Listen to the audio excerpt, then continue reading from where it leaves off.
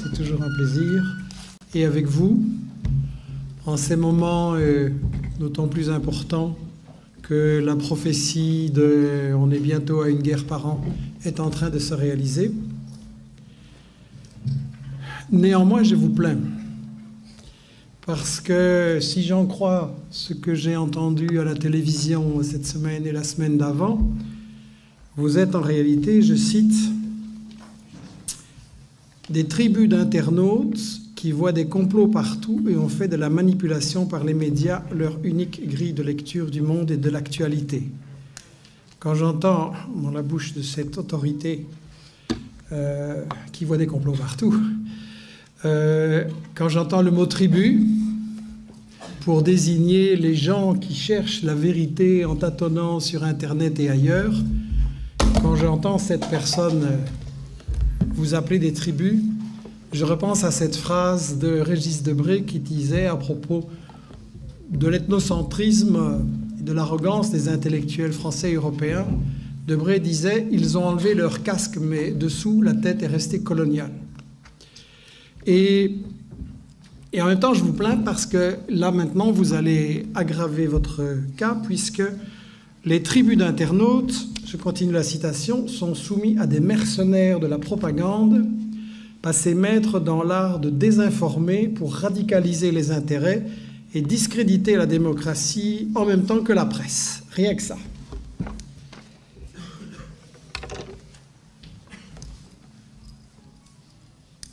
En même temps, je vous plains pas trop, je crois que quand on se fait insulter par l'adversaire, ça prouve qu'on est dans la bonne voie et qu'en face, on commence à avoir peur que justement les arguments d'autorité ne marchent plus. Et je pense que la personne qui a sorti ses amabilités à votre égard et à notre égard, et je suppose que vous l'aurez reconnu, puisque c'est la spécialiste qui analyse les réseaux de l'extrême. Et je pense que le titre qui convient le mieux, c'est « Flic », mais je respecte les policiers, donc je dirais « Flic de la pensée ». Cette personne a pour fonction, très avantageuse je crois, de dire aux gens ce qu'ils doivent penser, et qui ils peuvent écouter et qui ils ne peuvent pas écouter. Et donc, elle nous accuse, des gens comme Tariq et moi et quelques autres, de discréditer la démocratie et de discréditer la presse. Rassurez-vous, mademoiselle, elles le font très bien toutes seules. Et c'est pas moi qui le dis. Je lisais il y a une dizaine de jours dans Le Soir une tribune libre de Jean-François Kahn, qui est un homme de centre droit, mais de temps en temps assez lucide et honnête, je trouve. Et il disait, il avait donné des conférences sur les médias et l'information après l'affaire de cette Française Florence Cassé libérée au Mexique. Et il avait constaté qu'il y avait un battage ahurissant autour de cette libération, alors qu'il y avait des sujets beaucoup plus importants. Et Kahn disait que dans les conférences, dans chaque ville où il venait de parler, il y avait quelqu'un qui dénonçait ça, qui dénonçait les médias et qui se faisait énormément applaudir. Et Jean-François Kahn disait, est-ce que les journalistes de notre système vont se remettre en question, vont se rendre compte que, en fait, journaliste, c'est devenu, dans le sondage des professions, encore pire que politicien. Et donc, il disait non, il n'y aura aucune remise en question, aucun débat, et c'est ce qu'on voit. Et au même moment où les médias faisaient tout ce tapage sur cette personne, si elle est innocente et qu'elle a été libérée, ou qu'il y a un doute et qu'elle a été libérée, tant mieux, pas ça le problème. Mais au même moment, ces médias ont censuré pendant des années le cas d'une personne emprisonnée pour ses opinions, Salah Hamouri, en Palestine, et de ça, mademoiselle Fourest n'a évidemment aucun intérêt pour ce cas, parce qu'elle ne s'attaque qu'aux gens d'en bas et elle ne s'attaque jamais aux gens d'en haut. Donc moi j'ai eu l'honneur d'être accusé 2 fois en 15 jours de théorie du complot par Caroline Fourest et avant ça par Henri Guénaud, l'homme qui écrivait les discours de Sarkozy. Et comme je l'ai dit, théorie du complot, c'est l'argument des gens qui n'ont pas d'argument quand les faits les dérangent. Et donc, puisque Mademoiselle Fourest nous a fait la leçon dans sa merveilleuse série télévisée. Ah non, pardon, c'est pas une fiction. Nous a fait le compliment, nous a fait la leçon en nous disant qu'il fallait douter de tout sauf des faits. On va donc lui demander si c'est un fait ou si c'est une théorie du complot qu'au Mali, il y a énormément de richesses, bien que les gens crèvent de pauvreté.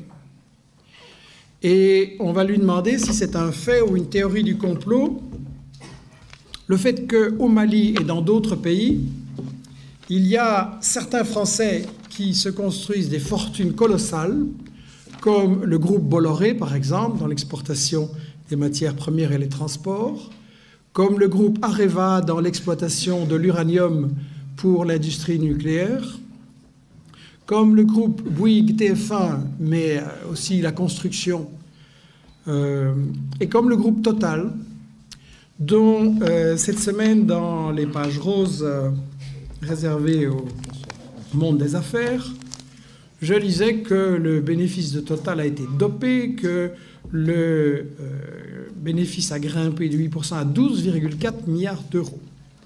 Avec 12,4 milliards d'euros, vous comblez sans problème le trou de la sécurité sociale, les retraites, etc. Donc 12,4 milliards de bénéfices pour Total, et 40% de ce bénéfice se réalise en Afrique.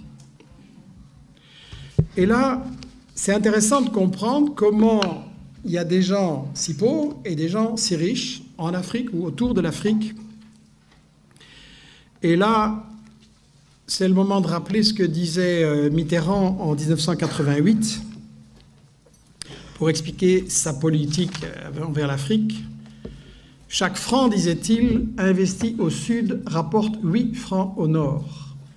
Il faut se rendre à l'évidence, ce sont les pauvres qui financent les riches. Encore un homme de la théorie du complot, Mitterrand, certainement. Un autre grand comploteur, c'est le célèbre groupe capitaliste d'audit des entreprises et d'analyse des situations économiques, McKinsey. McKinsey déclarant récemment même si le continent africain reste confronté à d'importants problèmes de développement, comme c'est gentil cet euphémisme, le taux du retour sur investissement en Afrique est tout de même le plus élevé au monde. Ça veut dire qu'il y a des gens qui construisent l'essentiel de leur fortune en Afrique et qui gagnent plus en Afrique que n'importe où ailleurs, pendant que les Africains crèvent de faim. Donc, on aimerait bien, mademoiselle Fourest, que vous nous expliquiez cette contradiction, au niveau des faits, bien sûr, ou que vous alliez dire aux Maliens qu'ils sont eux aussi des partisans de la théorie du complot. Le président Hollande s'inscrit dans la même ligne. Je cite, « La France maintiendra ses engagements vis-à-vis de ce continent plein de promesses. Toutes les puissances du monde y sont et essayent de développer leur influence. C'est un continent où la démocratie progresse. » Ah bon? Parce qu'on avait remarqué dans le soutien aux dictateurs du Tchad, du Gabon, dans le coup d'État en Côte d'Ivoire où la France a bombardé le palais présidentiel, et en Afrique et au Congo aussi, justement, où la France soutient des milices pour empêcher le Congo d'exercer sa souveraineté. Mais bon, Hollande continue. C'est surtout ça qui l'intéresse. Un continent où l'énergie et l'environnement sont autant de sujets majeurs. En 2050, 80% des francophones seront africains, 700 millions de femmes et d'hommes. Chacun comprend ici l'enjeu. Donc, voilà encore un théoricien du complot. Et en fait, le problème, c'est de savoir, comme je l'ai dit récemment, comment est-ce qu'on peut être pauvre quand on est riche? Comment, dans un pays qui regorge de matières premières, et un continent en général, il est possible que les gens restent dans la pauvreté? Alors le fameux Henri Guénaud, qui écrivait les discours de Sarko, dans son célèbre discours de Dakar, où il a fait la leçon au début de son mandat aux Africains, Sarkozy-Guénaud reprochait aux Noirs africains de ne pas être entrés dans l'histoire. Je ne sais pas s'ils sont totalement ignorants ou totalement malhonnêtes, ou les deux, mais c'est ahurissant parce que quand on regarde l'histoire du Mali, dans les années 1200, il y avait un empire du Mali. Il avait été fondé par Soundiata Keïta. L'empire du Mali avait un État fédéral très organisé, avec un parlement, vous imaginez, dans les années 1200, un parlement. En Europe, on va juste attendre 6 ou 7 siècles pour arriver à cette chose-là. Et l'État était très organisé, avec une armée, avec un système d'enseignement, avec un trésor public. Il organisait l'extraction et la vente de l'or. Il développait l'agriculture, coton, arachide. Il y avait des centres universitaires extrêmement célèbres à Tombouctou, à Géné ou à Ségou. Et un des successeurs de Keïta, Boubacar II, 2 siècles avant Christophe Colomb, a lancé 2 expéditions maritimes pour découvrir l'Amérique. Donc, pour des gens qui ne sont jamais entrés dans l'histoire, c'est pas mal. Et en fait, ce qui est intéressant, c'est que donc, il y avait toute une économie en Afrique et au Mali. Il y avait une économie avec un commerce, des caravanes qui remontaient de la Gambie, donc de l'ouest de l'Afrique jusqu'à la Méditerranée. C'était effectivement contrôlé, organisé par les Touaregs. C'était un commerce extrêmement prospère. Et quand le colonisateur français est arrivé là, intéressé par les matières premières, qu'est-ce qu'il a fait? Il a totalement disloqué, brisé ce commerce. Pour gérer le commerce et l'économie, il a importé des Libanais et des Grecs. Et ensuite, la grande démocratie française, qu'est-ce qu'elle a fait? Elle a assassiné des milliers de professeurs de langue arabe. Pourquoi? Parce que ce commerce entre toutes ces régions et tous ces pays, quand vous faites du commerce, vous avez besoin d'une langue que tout le monde comprend. Aujourd'hui, c'est l'anglais. Vous voulez faire du commerce, c'est l'anglais. Et à ce moment-là, c'était l'arabe. Et donc, si on voulait détruire ce commerce et que tout soit pour l'exportation vers la France, on a massacré des milliers de professeurs d'arabe à l'époque. Donc, ça, c'est documenté. Et en fait, la question fondamentale à travers l'histoire, c'est comment le 1%, comment la minorité va garder le contrôle des richesses. Et cette histoire-là a continué avec le premier président du Mali, Modibo Keïta, qui voulait le développement de son pays, l'indépendance, toute une politique panafricaine, comme on dit, comme il y a le panarabisme. Et qu'est-ce que la France démocratique a fait avec Modibo Keïta? Et là, je l'ai dit, mais il faut le redire constamment autour de soi, elle a organisé le coup d'État de Moussa Traoré, 23 ans de dictature sanglante, et Modibo Keïta a crevé en prison. C'était dans les années 60, c'est le tout premier président, je crois que c'est en 68 qu'il a été écarté. Ensuite, pour comprendre la question riche-pauvre là-bas, il faut regarder ce qu'a fait le FMI, le Fonds monétaire international, le gendarme financier du capitalisme. Il a dit aux Maliens, arrêtez un peu de vous diversifier comme ça dans toute votre économie locale, le Mali, vous allez vous spécialiser dans le coton. Très bien. Le Mali s'est spécialisé dans le coton pour se faire concurrencer par le coton des États-Unis, subventionné en dumping, et donc les paysans maliens n'ont pas la possibilité d'écouler leur coton. Une ressource très importante au Mali, c'est l'or. Et comme je l'ai signalé, cette ressource est aux mains de groupes internationaux, notamment les Français de Bouygues à travers des sociétés écrans.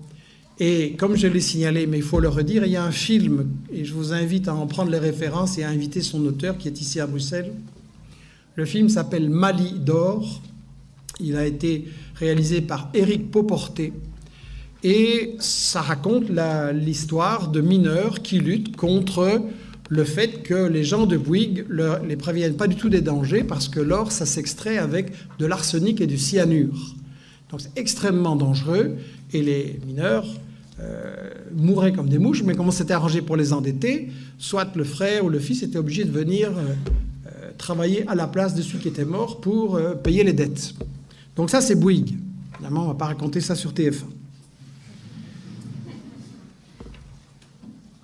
Le Niger voisin, c'est potentiellement un des pays les plus riches d'Afrique. C'est un des plus grands exportateurs d'uranium.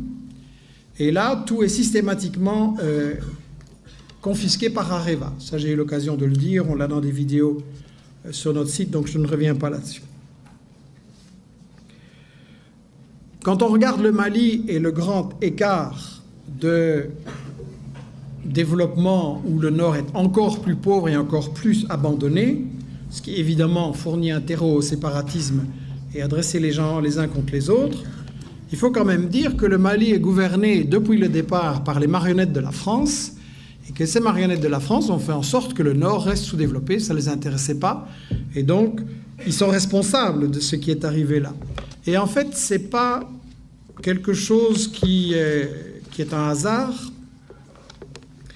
En fait, le colonialisme n'a jamais eu la possibilité de dominer une région qu'en affaiblissant les États qui étaient sur son chemin. Il faut absolument affaiblir les résistances.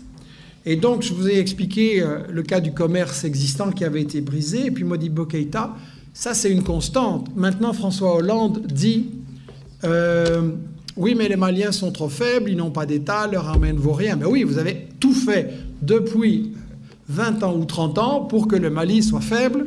Et donc maintenant, vous avez créé en fait le prétexte pour faire votre intervention.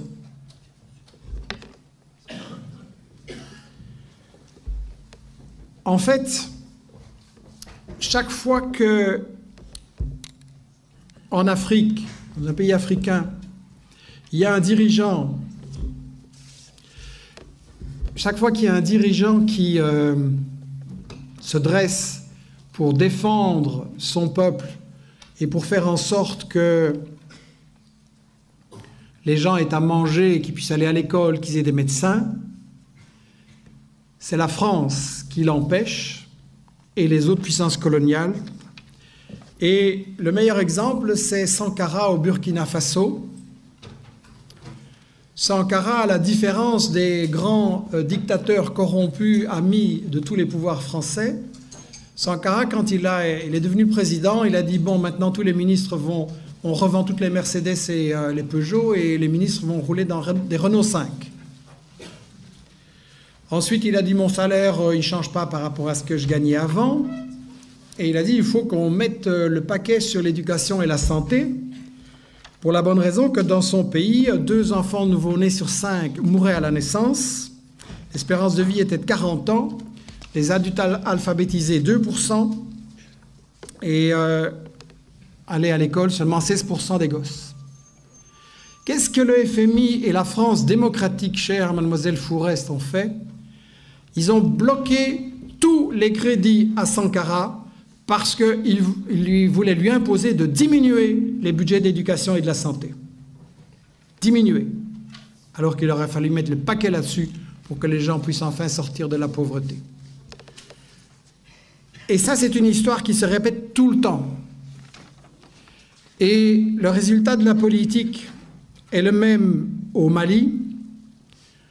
Au Mali, moi j'aimerais bien que mademoiselle Fourest, elle s'intéresse un peu plus à un scandale qui est un fait très très simple, c'est que chaque année, il y a 250 000 femmes en Afrique qui meurent parce qu'elles n'ont pas eu les soins nécessaires avant la naissance et 2 ou 3 fois plus d'enfants. Au Mali, il y a une femme sur 4 seulement qui a la possibilité d'allaiter correctement son enfant jusqu'au bout, ce qui est indispensable pour qu'il soit en bonne santé. Au Mali ou au Niger, une terre qui n'est pas irriguée donne 15 fois moins qu'en France. Et en fait, une terre qui dépend entièrement de la pluie, ça donne 50 kilos par hectare, tandis que si vous avez l'irrigation, ça donne 1500 kilos par hectare. Alors, et quand le Niger a développé un projet pour irriguer toute cette terre, 400 000 hectares, et que tous les paysans puissent produire correctement, Areva, qui exploite l'uranium au Niger, a dit « pas question, on n'a pas d'argent pour ça ».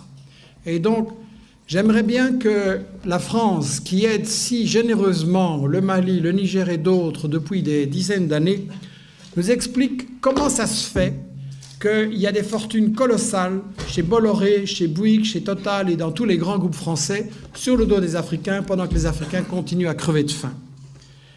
Je rappelle que sous le colonialisme, il y a eu 205 à ce jour dirigeants africains assassinés par les colonialistes. 205. On peut donner énormément d'exemples. comme on m'a demandé d'être bref, 20 minutes. Mais que je crois qu'il y a quand même des choses Vous pouvez revenir tout à l'heure. importantes à dire aussi. Je vais demander un peu d'indulgence. Je vous en prie. Faites donc. Je crois que l'important pour chacun de nous, j'insiste, chacun de nous, c'est de comprendre quelle place l'Afrique joue dans le grand échiquier mondial, quelle place cela joue dans la bataille pour la domination mondiale et pour la recolonisation du monde. Je pense qu'il est important de situer les différents acteurs parce qu'il y a des choses qui sont parfois complexes et pas évidentes. Je pense que les États-Unis, puissance économique en déclin, ne peuvent s'en sortir qu'en recolonisant le Grand Moyen-Orient, mais aussi l'Afrique, en contrôlant les matières premières, et ça veut dire se faire énormément d'argent là-dessus, mais ça veut dire aussi en priver les adversaires. Le grand jeu entre les puissances coloniales, et pour moi on est toujours dedans, c'est je prends ça pour que tu ne l'aies pas. Et ça c'est vraiment fondamental. Je crois qu'il y a une dimension très importante dans la relation bizarre entre la France et les États-Unis sur l'affaire du Mali. La France prépare son intervention. Tout le monde dit que c'est magnifique, c'est pour arrêter les islamistes, tout le monde doit être content. Et Mme Clinton, à l'ONU, elle dit, pas dans son discours, mais quand même, « This intervention is a shit ». Cette intervention, c'est une merde, excusez-moi. Donc, c'est bizarre. On fait un truc contre les islamistes et ils ne sont pas contents. Je pense que la relation entre les deux, elle a deux aspects. D'un côté, la France et les États-Unis sont engagés dans une guerre contre la Chine pour empêcher que la Chine trouve des partenaires en Afrique, mais ils sont aussi engagés dans une guerre contre les Africains, et puis ils sont engagés dans une guerre entre eux-mêmes pour savoir qui va prendre la plus grosse part du gâteau. La guerre contre les Africains, il doit être dit clairement que tout ce qui se passe en Libye, au Mali, en Côte d'Ivoire, au Congo, au Cameroun et dans toute une série de pays où on nous présente chaque fois des conflits qui sont isolés mais qui sont en réalité les différents éléments de la même guerre pour l'Afrique, c'est une guerre contre les Africains, c'est une guerre contre l'indépendance de l'Afrique, c'est une guerre pour empêcher qu'il y ait des nouveaux Sankara et des nouveaux Lumumba comme on les a toujours assassinés. En fait, empêcher l'unité africaine, c'est absolument fondamental. Et un élément dont on n'a pas du tout parlé, dans l'histoire du Mali, on a dit l'armée malienne ne peut rien faire contre les séparatistes du Nord. Pardon. Il y a eu un coup d'État au printemps de l'année précédente, de militaires absolument écœurés de voir que le président et la classe politique se remplissaient les poches et ne faisaient rien contre le séparatisme, contre les attentats, et un coup d'État pour organiser une résistance nationale. Et qu'a fait la France? Un embargo sur les armes et elle a fait pression pour priver du pouvoir les militaires qui voulaient sauver leur pays avec le soutien d'une très grande partie de la population et de tous les progressistes pratiquement. Donc la France empêche le Mali de résister au séparatisme. Avec quelle arrière-pensée? Et quand je vois les États-Unis soutenir certaines forces et la France d'autres, et utiliser les forces séparatistes ou les islamistes pour... Enfin, je déteste ce mot, hein, ça n'a rien à voir avec la religion. Je veux dire, appeler ça... pour moi, c'est des bandes mafieuses, c'est des bandes politico-mafieuses. Ça n'a rien à voir avec la religion et je serais très reconnaissant à celui qui trouvera un mot qui nous permet de remplacer ça parce que ça n'a pas de sens de parler d'islamistes. Est-ce qu'on va parler de chrétianistes ou de juivistes? Ça ne veut rien dire. Donc ce sont des bandes qui servent des intérêts politiques. Ce sont aussi des bandes mafieuses. Ça doit être dit et ça devrait être montré beaucoup plus. Et donc... il y a un double jeu extrêmement cynique. Le Canard enchaîné a publié le fait que le Qatar soutient les islamistes que la France combat. Je m'excuse, vous êtes alliés ou vous n'êtes pas alliés ou quoi? Total et le Qatar font des affaires sur les forages pétroliers dans la région ensemble. Quand on a publié ça dans le Canard enchaîné, je n'ai pas vu un torrent d'indignation du président et du gouvernement français en disant ça doit cesser. Mais non, ils font la même chose ensemble en Libye et en Syrie. Donc ça pose toute la question, est-ce que il y a un des partenaires qui excite et finance les islamistes, d'où viennent les armes d'ailleurs, on le sait, et l'autre qui en tire prétexte pour intervenir dans la région. Donc je crois qu'il y a énormément de questions à se poser Et ça correspond effectivement à cette analyse que nous avons faite sur la stratégie du chaos. C'est l'application du fameux proverbe africain « Ce que tu ne peux contrôler, détruis-le ». Ils ne veulent absolument pas que des pays soient forts, souverains, indépendants. Et c'est ça la question clé. Si on veut mener la lutte contre la pauvreté, la condition c'est l'indépendance, la condition c'est la souveraineté économique, financière, politique et militaire. Et c'est ça qu'on veut justement empêcher. Il y aurait une possibilité, je pense, de résoudre ce problème-là avec des forces armées de l'Union africaine qui font une intervention et des pays au-dessus de tout soupçon qui font une intervention pour protéger l'intégrité de l'État malien et mettre fin à des excès. Mais on ne le veut absolument pas. Je pense que le colonialisme veut absolument garder ces États en position de faiblesse pour pouvoir contrôler l'uranium, l'or, l'argent, le coltan, le pétrole, le gaz, etc. Je vais conclure avec ce qui me semble indispensable pour qu'on puisse éviter de tourner en rond dans les lamentations.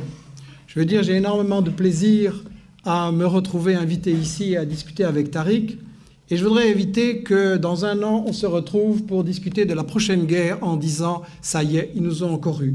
Et donc, je pense que la question de l'alternative et de la riposte et de qu'est-ce qu'on peut faire, c'est absolument fondamental. Le système colonial, pour moi on est toujours dedans, le système colonial doit absolument persuader les gens qu'ils sont faibles et impuissants. Et la réaction au Mali et dans certains pays africains, et la réaction, elle fait partie de ce que Albert Memmi avait analysé, le complexe du colonisé. Il intériorise cette logique et on veut lui faire croire qu'il est impuissant et que tout son sort dépend du colonisateur et de ceux d'en haut. Je pense qu'il est indispensable de développer une solution qui permettra la souveraineté des Africains. Quand on compare la misère au Mali, au Niger, etc., et avec le fait qu'au Venezuela, vous avez l'éducation, des médecins pour tout le monde, des boulots qui commencent à se créer et que les gens reprennent espoir, la différence, c'est Chavez, et la différence, c'est le peuple qui se mobilise sur un programme alternatif. Idem avec la Bolivie d'Evo Morales. Donc on a besoin, dans le monde arabe et en Afrique, de Chavez et d'Evo Morales, et on a besoin de mobilisation sur un programme clair pour la souveraineté et l'indépendance de l'Afrique, sur tous les plans, et on n'est absolument pas faible. Nous représentons les 99%, nous nous battons contre le 1% plus quelques flics de la pensée, et je suis convaincu que si on se mobilise pour analyser les stratégies actuelles, analyser la manière dont l'information est piégée et créer des instruments, articles, vidéos, documentaires, Internet, mais surtout le débat quotidien que vous pouvez avoir au travail, dans les écoles, sur Internet et partout, je suis persuadé que si on se mobilise en tant que 99%, on va gagner. Je vous remercie.